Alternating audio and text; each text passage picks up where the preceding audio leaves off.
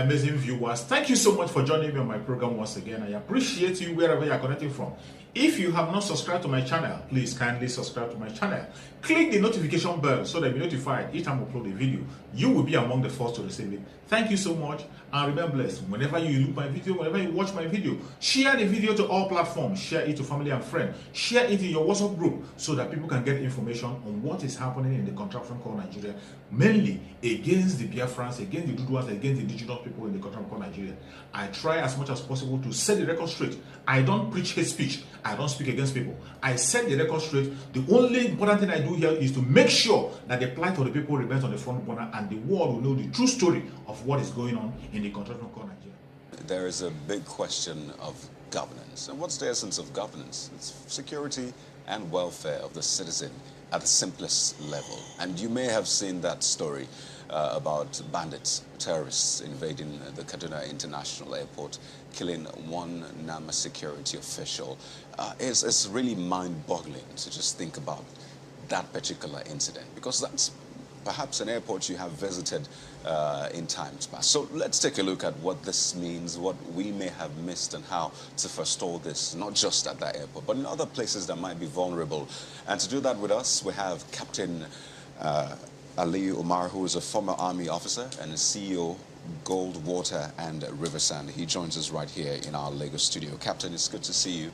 I was saying earlier that, yes, it's good to see you, but most times when we see you, it's when we have these dire instances. And this latest one on Kaduna International Airport, I remember in 2020, we were meant to take a trip, but we had to shelve it because there was something similar, and we had to take the rail. That's why a lot of people have moved to the rail. Last year, again, there was some abduction at the, staff quarters of the airport. So this latest one, how would you read it? Is this an attempt to get publicity for the terrorist, or just a reflection of the reality? Good morning. Good morning. The situation as it happened, quite unfortunate, actually just opens it a bit more so we could be able to appreciate what is on ground and what needs to be done, what is happening, how it happens, and what needs to be done. We start with security, and we've all come to agree that security is everybody's business today. Everybody's business. And then we go back to that place where an attempted attack was made. And one very brave personnel of the airport authority there at the extreme end tried to raise alarm. Unfortunately, we lost him because he was killed. That evidently botched whatever they were trying to do. And good enough, there is a standby force which was commissioned recently, the 37 Demo Battalion. 37 Demo Battalion sits and is dedicated by the Nigerian Army within the academy, and its area of responsibility, because of the resilience and the itinerant nature of security today, includes that airport and the safety of people and equipments around that airport. Then we also have an Air Force group, an Air Force Special Forces deployment, which also covers that place. And good enough, they were able to respond. And when they did respond, they were able to save the day and recovered 2 abandoned motorcycles that these bandits had used in their attempt to get through to that airport to do God knows what. The way I see it, there are pockets of areas of concern around that airport area, which is namely the Afaka Forest area. And other than that Afaka Forest area, there are up and out to Birningwari axis. You have a lot of places where these people are likely to sit in and come out from. I recall Afaka is infamous. We've had like a kidnapping incident in Afaka, quite infamous. But still talking about, the airport, you said that there's a battalion. Yes, at the end. I imagine you're talking about the NDA, the yes, academy. the Nigerian Defense Academy But Demo the Battalion. The academy is about, 20 kilometers away from that airport, if I'm correct. Yes. So, imagine the time it will take for response. Even the Air Force Base is quite a distance from the airport. And looking at the security architecture, I mean, airports usually are not within, except in rare cases, they're not usually within city centers. They need a lot of space and land and all of that. Perhaps the distance, couldn't we have it maybe closer, the battalion, maybe domiciled in the airport, seeing that this space is seemingly exposed? Yes, indeed. That the Air Force Base is actually on the Mando axis, Cow Mando axis, and the demo battalion is in the Nigerian Defense Academy. Does not mean that is their hub or that is their home base. Okay, that's just the parent unit that accommodates their headquarters.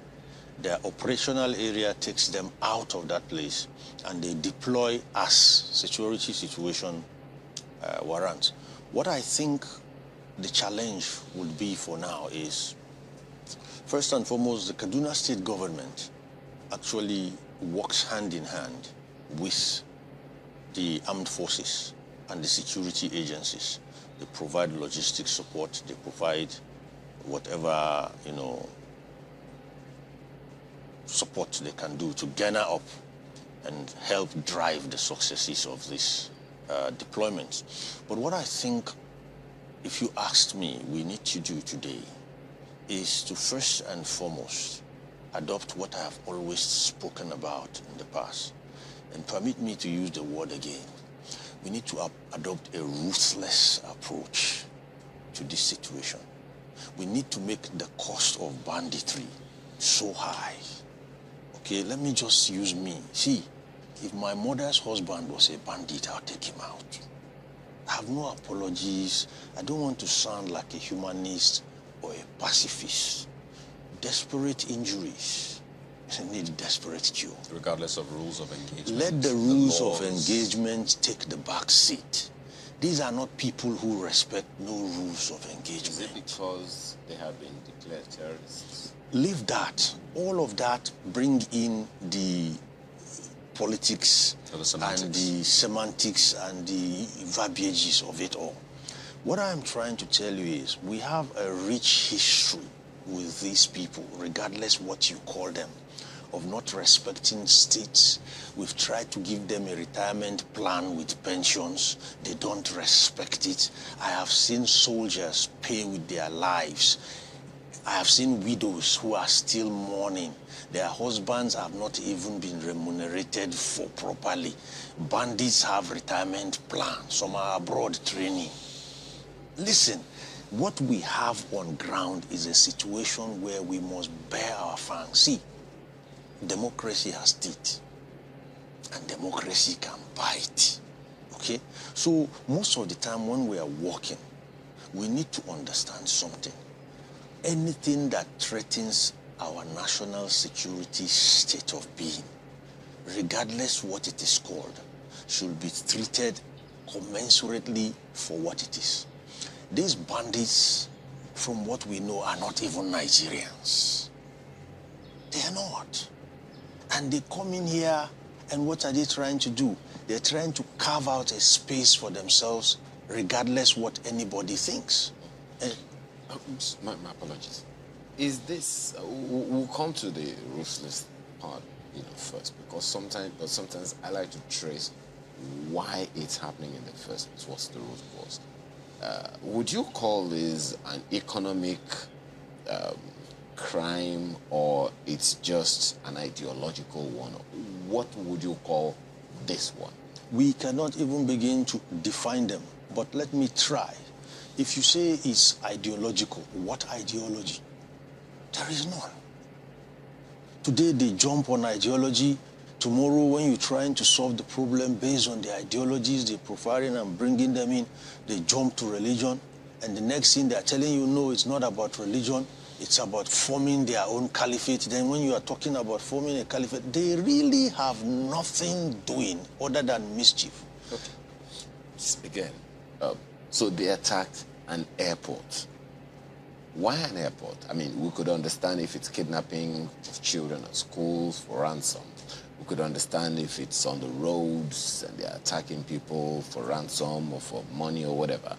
What is in an airport for them to attack? Based on the intelligence gathered, I have been in contact with the Commissioner for the Ministry of Internal Security and Home Affairs of Kaduna State.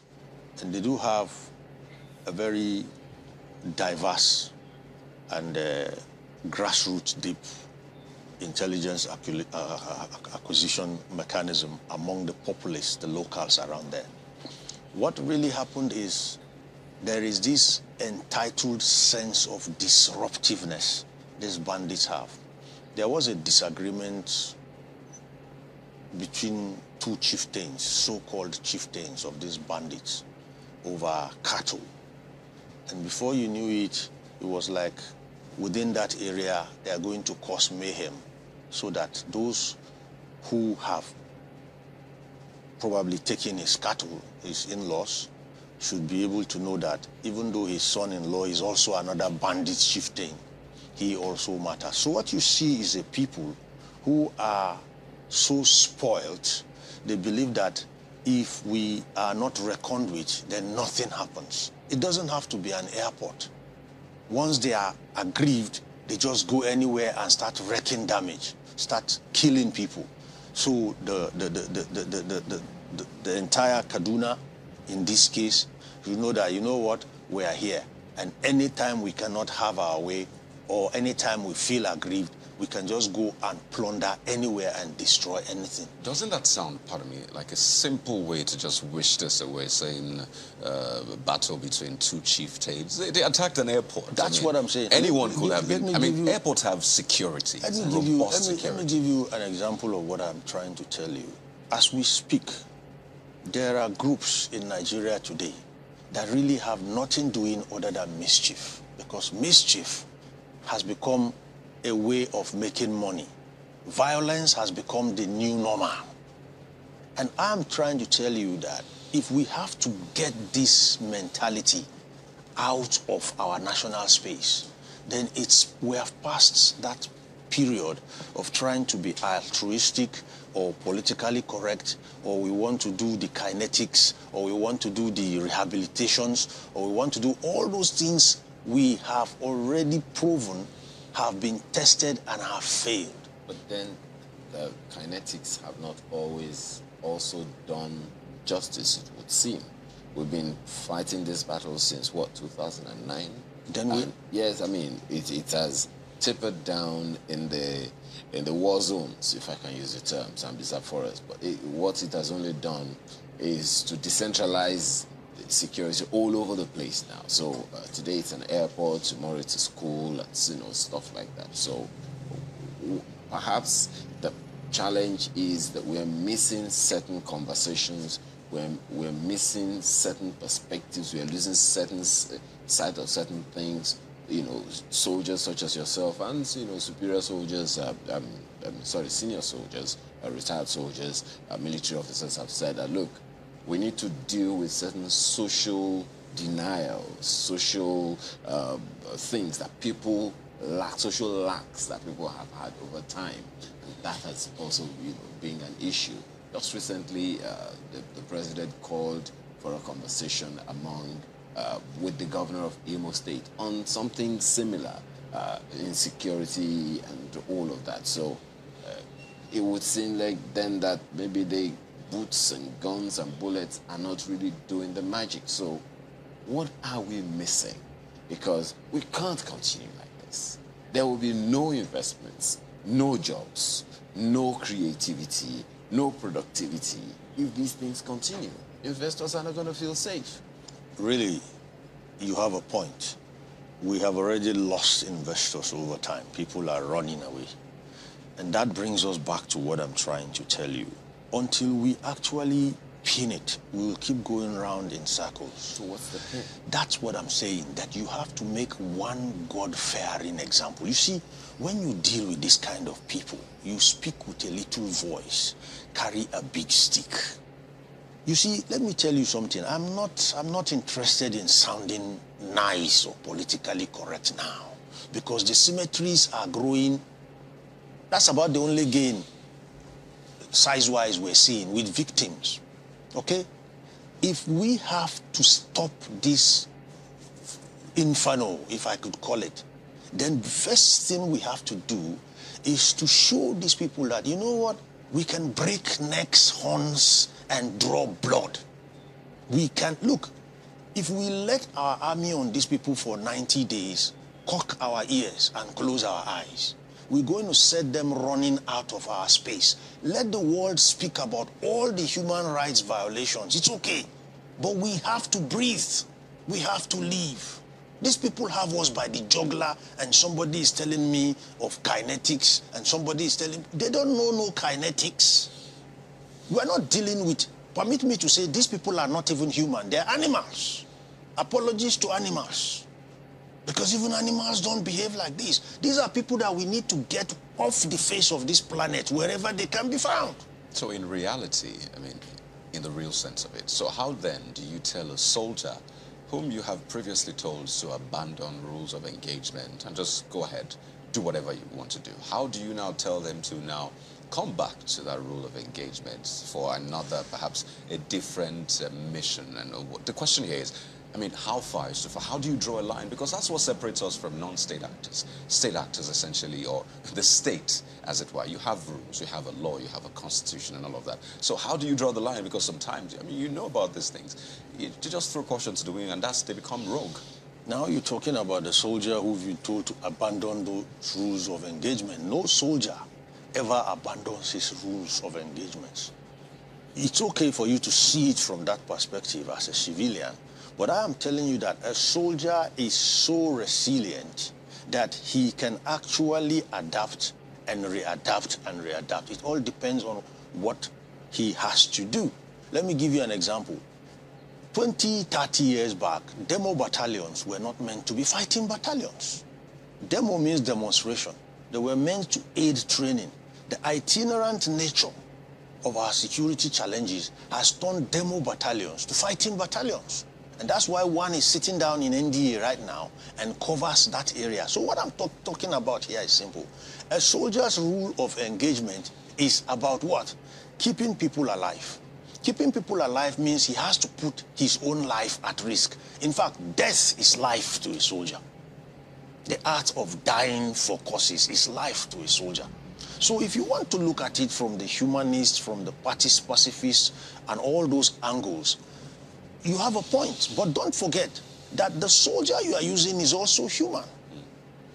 Anytime you drop one soldier dead, you've lost one life. And at what cost are we doing that? I know that the governor of Kaduna State has said this anyway. He said, go into the bushes and bombard them. Forget about all of these things. But it looks like there's some certain pushback. And you'll understand why. And I think that's a challenge you have as well. So perhaps you've sat in the same meetings with the governor, or you share that same perspective, understandably. But recall the Global Terrorism Index that was recently released. Indeed. Nigeria performed better compared to what we had seen in previous times. But something quite remarkable or instructive about that report is that we've seen more attacks. Yes, we've seen fewer deaths according to that report, but we've seen more attacks. So it would seem as though, yes, there are bombardments. I mean, they've called for simultaneous bombardments across all the northwestern states and even some other bordering states. Yes, we've seen that, but they are carrying out more attacks. So it would seem as though we're fighting this war on the one hand, seem to be winning it, but in terms of attacks, and who knows how brazen they will get that those attacks will now start leading to more death. So how are we having more attacks when it seems we're winning the war at the same time? We have more attacks, yes.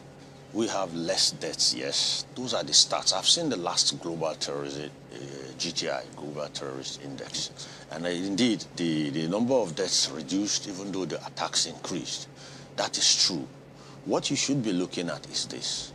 Whatever the Global Terrorist Index says is looking at it at what you could say are generic at a national level. I am isolating this place. I am looking at the people who are operating in that place. You will agree with me that they don't multiply like, I mean, their numbers are not infinite. Their numbers are not infinite. And if you understand what I say, their numbers are not infinite, you see that is why they move in pockets. They move in pockets and try to create fear. So this one wasn't 300, as I said, or No, hundreds? there were about 100 bikes, so said, 100 bikes. They came out from, my guess should be from that Afaka axis. And before you knew it, their attempt to run into the runway there and do whatever was botched. Well, Captain, 100 bikes. Let's imagine 2 people at least, or 3 on each bike. Not in ungoverned spaces. Hold on. Have you been to that place? Oh, dear. Have you seen the landmass we're talking about? So how, I mean, it sounds simplistic, but don't we have aerial surveillance? And I think it's important to clear this up. All of this. To notice these all movements. All of this is key. There is an aerial surveillance facility with Simon Arua. He has a control room where they bring in information, okay? But when you sit and look at these things on paper, they tend to look quite little. On the ground, operationally, 100 bikes will be so insignificant spread out across this place. There is no law that said the bikes form a line and move. You could just see 2, 5, 6 bikes, and the next thing is they zero in and gather, and the attack is on. What I'm trying to tell you is this. There is something they create in their pockets, which we must turn around and use against them. And it's fear.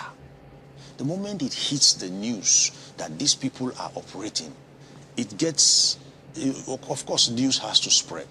Today with social media, news spreads in seconds. It creates that fear index that is so high. These little insignificant mites begin to look like some larger than life force.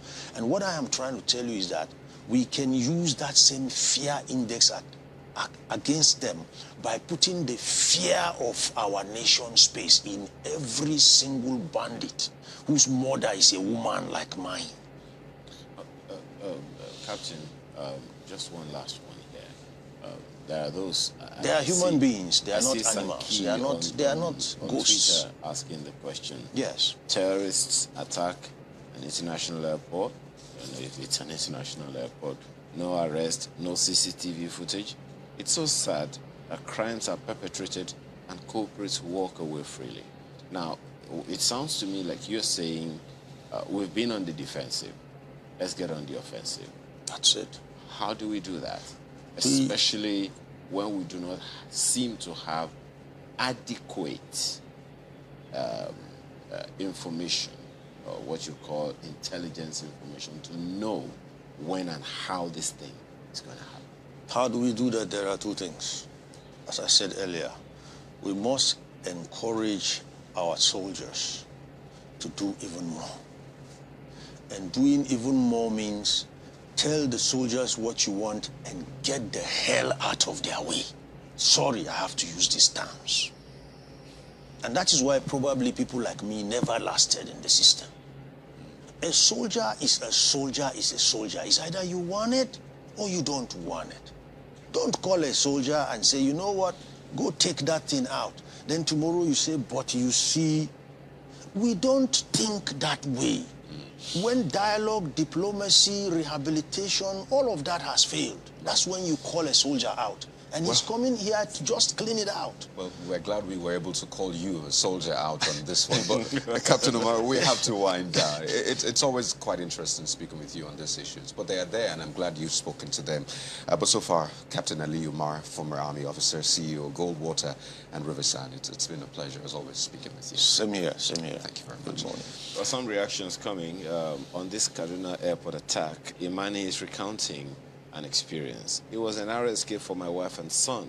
They boarded at about 12:35, and the plane didn't move an inch till 1:38 p.m. They weren't even carried along. After arriving in Lagos, that's when we heard the cause of delay. She complained of how lonesome the road was between the airport and Mando axis of Kaduna, not even a checkpoint all through, and she was just apprehensive all the way. Then, unfortunately, on her way back to Lagos, this happened. I thank God they're back to Lagos safe and sound. Never again. I imagine how that feels, really. It's really just heart-wrenching. Festus Akimboyewa with this one, on politics this time, saying, Amazing that APC had to jettison internal democracy for consensus politics in choosing their leaders. Is that not...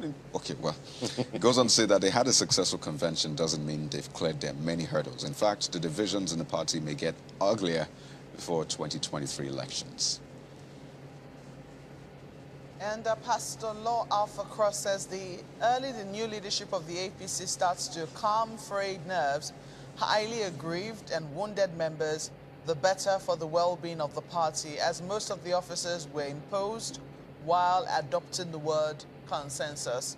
And then there's also this one from Professor Inakeda, who says APC has become an encumbrance to itself by deriding strategic ideas of making it count that women who constitute over 65% of Nigeria's voting population be given important role within the party structure of 72 party executives.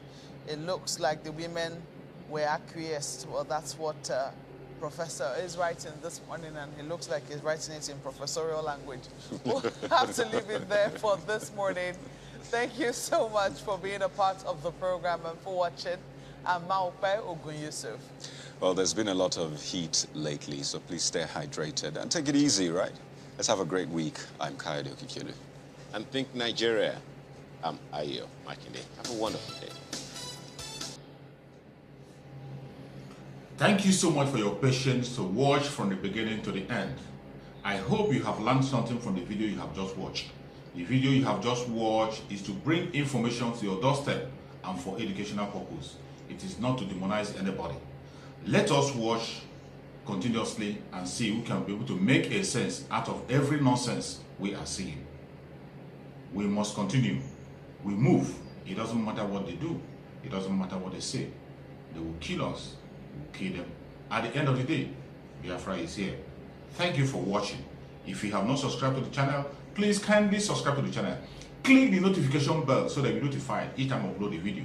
You will be among the first to receive it. Thank you, and remain blessed. Bye-bye. See you again.